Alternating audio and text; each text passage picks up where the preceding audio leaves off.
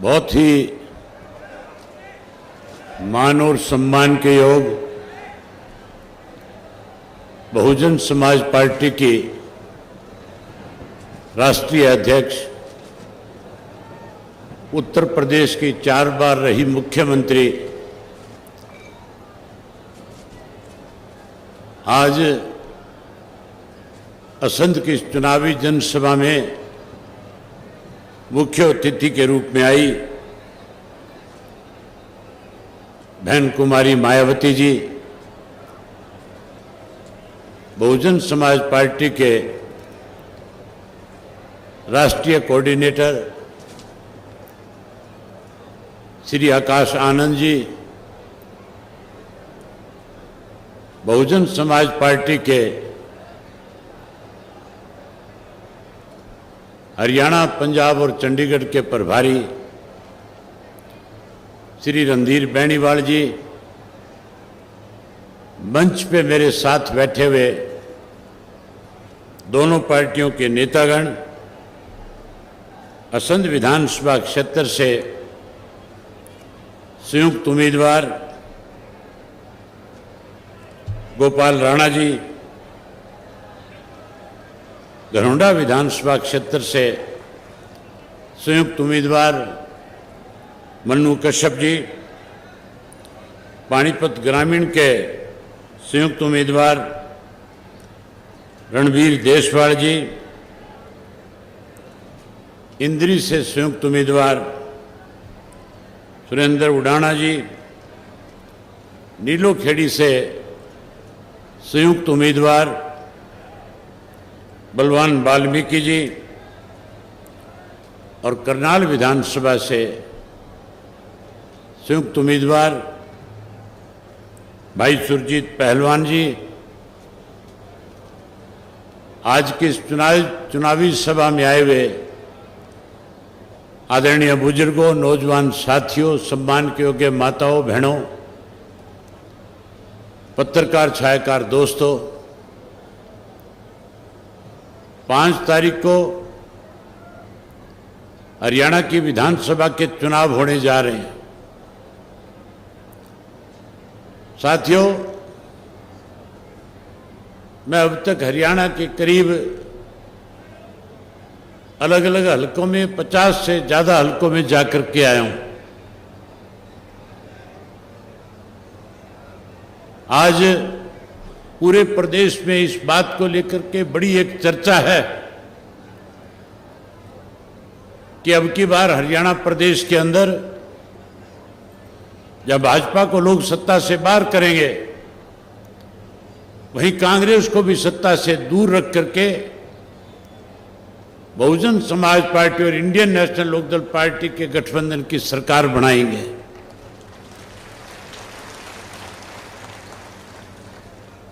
आपकी आज की इस भीड़ को देख करके मैं प्रेस के लोगों से ये बात खुल करके कह सकता हूं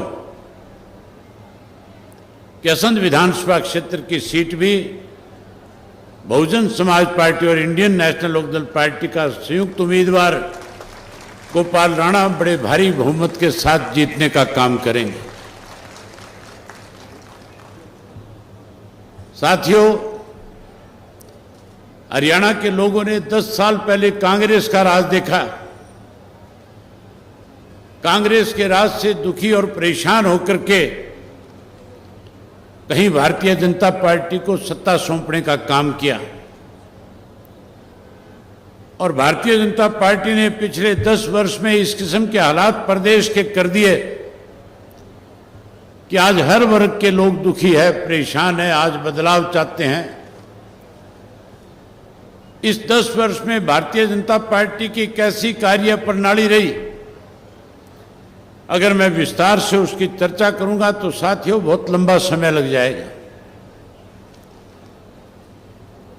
इस 10 वर्ष में अनेक वायदे भारतीय जनता पार्टी ने सत्ता में आने से पहले किए थे। मोदी जी वायदा करते थे, कहते थे कांग्रेस के राज में जो धन लूट करके विदेश के बैंकों में कांग्रेस के लोगों ने जमा कराया, हम उस काले धन को वापस लाएंगे और दावा करते थे कि हर व्यक्ति के खाते में 15-15 लाख रुपए जमा करा देंगे। किसान के साथ वायदा किया था कि एमएसपी का कानून बनाएंगे। वायदा किया था स्वामीनाथन की रिपोर्ट लागू करेंगे, आपकी फसल के दाम दोगुना करेंगे। वायदा किया था पढ़े लिखे नौजवान के साथ 2 करोड़ को हर वर्ष रोजगार देंगे। वायदा किया था इन माताओं और बहनों के साथ कि गैस का कनेक्शन और गैस का सिलेंडर आपके घर में मुफ्त में पहुंचा देंगे, महंगाई कम कर देंगे, रोक लगा देंगे। लेकिन साथियों 10 वर्ष बीत गए। मैं हरियाणा प्रदेश के तकरीबन हर गांव में जाकर के आया हूं। मैंने खुल के लोगों से ये पूछा कि मोदी जी के वायदे के मुताबिक आपको 15 लाख मिलना चाहिए था, कोई पैसा आपके खाते में आया? लोगों का जवाब ना में था। असंध विधानसभा क्षेत्र के गांव-गांव से आप आए हुए हो। मैं आपसे पूछना चाहता हूं, आपके किसी के खाते में कोई एक नया पैसा मोदी के वायदे के मुताबिक आपके खाते में आया कि नहीं आया? कोई पैसा नहीं आया। जहां कोई वायदा पूरा नहीं किया, वहां प्रदेश और देश के अंदर महंगाई बढ़ा दी। आज हरियाणा प्रदेश की हालत ऐसी है कि जहां महंगाई बढ़ी हुई है वहां भ्रष्टाचार चरम सीमा पे है, कानून व्यवस्था खत्म है और उसके साथ साथ पढ़े लिखे नौजवान के लिए कोई रोजगार नहीं है। बेरोजगारी में आज हरियाणा प्रदेश देश में नंबर 1 पे है। वहीं उसके साथ हमारा प्रदेश कहीं दूध दही के लिए जाना जाता था, आज नशे में भी नंबर 1 पे पहुंचा दिया इस भाजपा की सरकार ने। नशा बढ़ गया, अपराध बढ़ गए। आज साथियों नौजवान को रोजगार नहीं, इसलिए नौजवान जो है, खास करके आपका करनाल जिला, कुरुक्षेत्र जिला, यमुनानगर और कैथल जिला, इन जिलों में तो मैं यात्रा के दौरान जब गांव में गया था, बड़ी हैरानी होती थी सुनकर के कि हमारे गांव में 18 साल से लेकर के 40 वर्ष का कोई भी नौजवान जो है आज अपने घर में गांव में नहीं है। सारा का सारा नौजवान जमीनें बेच बेच करके विदेशों को पलायन कर गया। सरकार की गलत पॉलिसी की वजह से आज हमारे घर खाली हो गए, गांव खाली हो गए। वहीं कांग्रेस के राज के अंदर बड़ी लूट मची थी। भूपेंद्र सिंह हुड्डा के राज में हरियाणा प्रदेश के लोगों के साथ बड़ा भेदभाव किया गया था। चाहे कोई नौकरी निकलती थी, चाहे कोई रोजगार के साधन उपलब्ध कराने की बात थी, और चाहे साथियों कहीं कोई छोटा मोटा विकास का मामला था।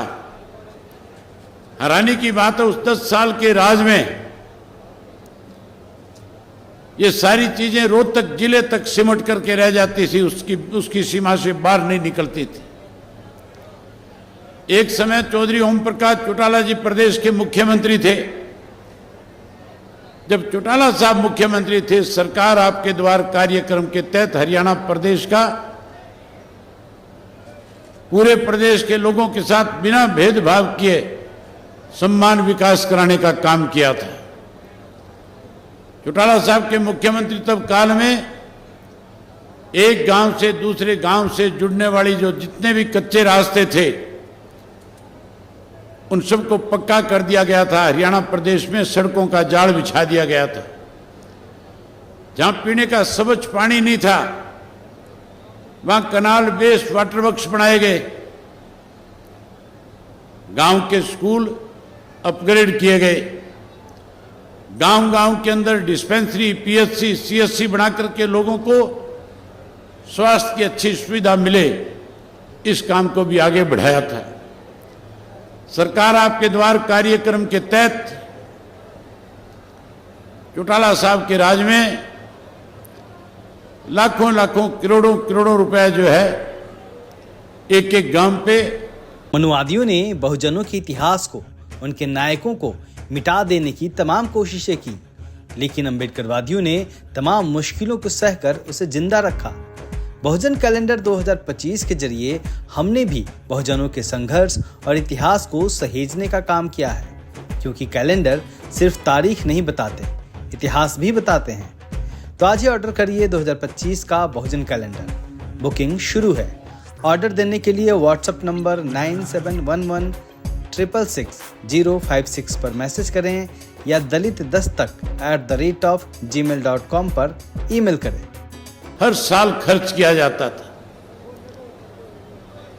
या तो हरियाणा में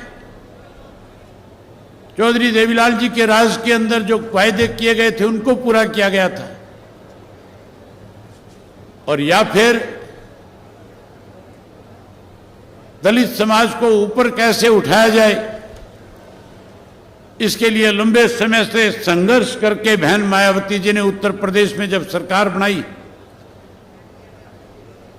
तो जब संघर्ष कर रहे थे, जब आम नागरिक को अपने साथ जोड़ रहे थे, आम नागरिक का विश्वास जीत रहे थे, जब दबे कुचले लोगों को जिनका वोट का अधिकार नहीं था उनकी लड़ाई लड़ रहे थे, और उन लोगों के बीच में जाकर के जो वायदे उन्होंने किए, जो बात उन्होंने कही, उत्तर प्रदेश के लोगों ने यकीन करके जब उनकी सरकार बनाई, तो सरकार बनने के बाद अनेक ऐसे काम किए जो आज भी उत्तर प्रदेश के लोग याद करते हैं। गरीब का उत्थान किया, किसान की मदद करी, और उसके साथ साथ उत्तर प्रदेश का गुंडा राज खत्म करने का काम अगर किसी ने किया तो बहन मायावती जी ने किया। साथियों, चुनाव का वक्त है। हर पार्टी अपना मैनिफेस्टो लेकर के आएगी, अलग अलग तरह के वायदे करेंगे, लुभाने की कोशिश करेंगे। आज भारतीय जनता पार्टी चाहे जो मर्जी वायदा कर ले, लोग उनकी बात पे यकीन नहीं करेंगे, भाजपा को सत्ता से बाहर करेंगे। वहीं कांग्रेस पार्टी भी आज कहीं लोगों को लुभाने के लिए रोजाना इश्तिहार निकालते हैं, तरह तरह के वायदे करते हैं। बड़ी हैरानी की बात है, जो पार्टी 10 साल सत्ता में रही, सत्ता में रहते हुए लोगों को कोई सुविधाएं प्रदान नहीं करी, महंगाई बढ़ाई, भ्रष्टाचार बढ़ाया, गुंडा तत्व को कहीं ना कहीं संरक्षण देने का काम किया। आज वो लोग भी वायदा करते हैं और कहते हैं अगर हमारा राज बन जाएगा गैस का सिलेंडर 500 रुपए का कर देंगे। वायदा करते हैं पेंशन 6000 कर देंगे। वायदा करते हैं ओल्ड पेंशन स्कीम लागू कर देंगे। ये कांग्रेस के लोग वायदा करते हैं और कहते हैं गरीब आदमी को 100 गज का प्लाट देंगे, पक्का मकान बना करके देंगे। इनका 10 साल राज था। इस 10 साल के राज के अंदर किसने भूपेंद्र सिंह हुड्डा का हाथ पकड़ा था? कौन मना कर रहा था? ये सारी सुविधाएं 10 साल के उस राज में, उस कार्यकाल में क्यों नहीं दी? अब केवल सत्ता का दाव लगाना चाहते हैं। आज वायदे करके लोगों को कहीं भ्रमित करना चाहते हैं। अगर वायदे प्रदेश में किसी ने पूरे किए तो उस शख्स का नाम चौधरी देवीलाल था। आप याद करो, चौधरी देवीलाल जी ने सन 1987 में आपसे वायदे किए थे, कहा था कि अगर मेरी सरकार बनाओगे, मुझे सेवा का मौका दोगे, तो बुजुर्ग आदमी को जिसकी उम्र 60 वर्ष हो जाएगी, सरकार के खजाने से 100 रुपया माहवार पेंशन देने का काम करूंगा। किसान से, मजदूर से, गरीब आदमी से छोटे दुकानदार से कहा था कि आप कर्जे से पीड़ित हैं, सरकार बनाओ 10-10 हजार रुपए का कर्जा माफ करूंगा। जो 10,10,000 उस वक्त का था, आज के 10 लाख से भी ज्यादा है। साथियों, वायदा किया था गरीब की बेटी की शादी में दिक्कत परेशानी ना आए, 5100 कन्यादान दूंगा। बंसीलाल मुख्यमंत्री थे, कह रहे थे कि देवीलाल भकार है, मैं LLB हूं, वकील हूं, पढ़ा लिखा हूं, चिंता करने की जरूरत नहीं, सरकारी खजाने से कोई धन इस तरह दिया नहीं जा सकता। अगर ऐसा संभव होता तो मैं आपको पहले मुहैया करा देता। आपने चौधरी देवीलाल को सरकार बना करके दी। चौधरी देवीलाल ने कानून बना करके तीनों के तीनों वायदे आपके पूरे करने का काम किया। आज फिर कांग्रेस के लोग वायदे करके कहीं मतदाता को लुभाना चाहते हैं। इनसे वायदे पूरे नहीं हो सकते। इनकी नीयत ठीक होती तो 10 साल पहले पूरे करते। अगर कोई वायदा पूरा करेगा तो इंडियन नेशनल लोकदल पार्टी और बहुजन समाज पार्टी की सरकार बनने के बाद हम लोग आपसे किए हुए वायदे पूरे करने का काम करेंगे। मैं आपसे एक बात पूछना चाहता हूं, हम आपके सामने जो भी वायदा करेंगे, क्या आप लोगों को हमारे ऊपर इस बात का विश्वास है कि जो बात आज मैं आपके बीच में कह करके जाऊंगा, सरकार बनने के बाद उसको पूरा करने का काम करूंगा? अगर आपको विश्वास है तो एक बार बोल करके कहो कि हमें आप पे विश्वास है। अगर आप हमारे ऊपर विश्वास करते हो तो आज आपसे वायदा करके जाते हैं कि सरकार बनने के बाद जो 100 रुपया पेंशन चौधरी देवीलाल ने शुरू करी थी, उस पेंशन को बढ़ाएंगे, 7500 रुपया महीना करके हमारे बुजुर्गों का मान सम्मान बढ़ाएंगे। आप हमारे पे विश्वास और भरोसा करते हो तो मैं पढ़े लिखे नौजवान बच्चों से वायदा करता हूं और कहता हूं, आपको चिंता करने की जरूरत नहीं है। 2 लाख नौकरियों के पद हरियाणा प्रदेश में खाली है। सरकार बनने के बाद हर घर से एक पढ़े लिखे नौजवान को, चाहे हमारी बेटी पढ़ी लिखी हो, चाहे बेटा पढ़ा लिखा हो, उसे सरकारी नौकरी देने का काम करेंगे। जो बेरोजगार रह जाएगा उसे भी चिंता करने की जरूरत नहीं है। हम अपने बेरोजगार बच्चों के लिए 21,000 रुपया बेरोजगारी भत्ता तब तक देंगे जब तक उसको सरकारी नौकरी नहीं मिल जाएगी। ये माताएं बहनें बैठी है, मोदी ने अपना वायदा पूरा नहीं किया था। कांग्रेस वाले कहते हैं 500 में देंगे। आप सरकार बनाओ, हम सरकार बनने के बाद गैस का सिलेंडर महीने की पहली तारीख को आपके घर में प्रदेश की सरकार की तरफ से मुफ्त में पहुंचाने का काम करेंगे। जहां गैस का सिलेंडर देंगे वहीं किसी भी गृहिणी को किसी के आगे हाथ ना फैलाना पड़े अपनी रसोई अच्छी चलाने के लिए 1100 रुपये नमक मिर्च के भी साथ में आपको देंगे, आपके खाते में डालेंगे। ओल्ड पेंशन स्कीम लागू करेंगे।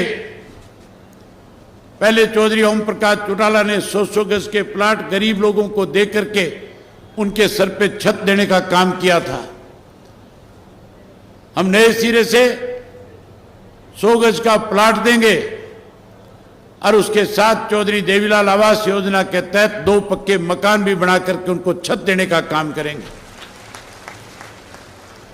ओल्ड पेंशन स्कीम लागू करेंगे और उसके साथ साथ हरियाणा प्रदेश के हर गांव में पीने का स्वच्छ पानी हो, कनाल वेस्ट वाटर देंगे और मुफ्त में आपको पानी मुहैया कराने का काम करेंगे। जहां पानी मुफ्त देंगे वहीं साथियों बिजली के बिल बहुत आते हैं। बिजली महंगी है कि नहीं है? बिजली के बिल ज्यादा आते हैं कि नहीं आते हैं? आप चिंता मत करो, राज बनाओ। ये सारे मीटर पड़वा करके मनोहर लाल खट्टर के घर के दरवाजे पे टंगवा दूंगा।